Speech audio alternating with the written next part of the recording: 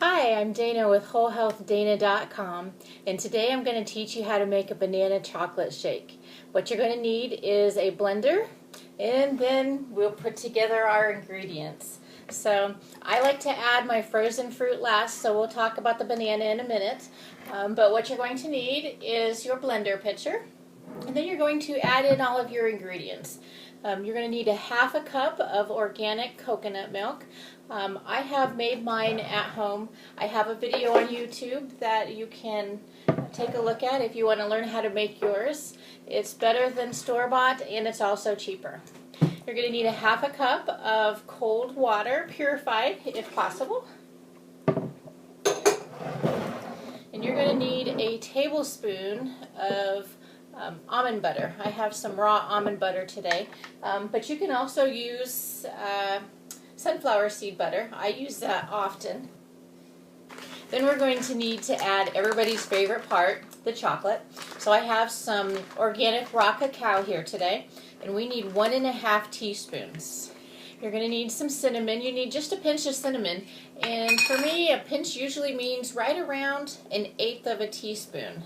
Alright, so now that we have all of our other ingredients, the last thing we want to put in is 2 frozen bananas. Now I've been letting these sit out for just a couple of minutes. You can put them in like this, but I find that it's easier if you just cut them into a little bit smaller chunks and then throw them into your blender. Alright, now that everything is in the blender, we're going to apply the top and get it going. I am going to run this on high for about 60 seconds and then we'll be ready to go.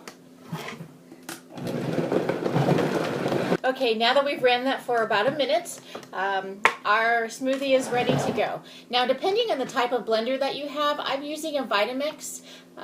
If it's a little bit thick, you can use the Tambler. If you have troubles with a different kind of blender, you can add a little bit more water to give it a thinner consistency. So do what works best for you. Add a little more coconut milk as well. All we have left to do is taste it. I'd say that made about 16 ounces. I've got my cool little straw here.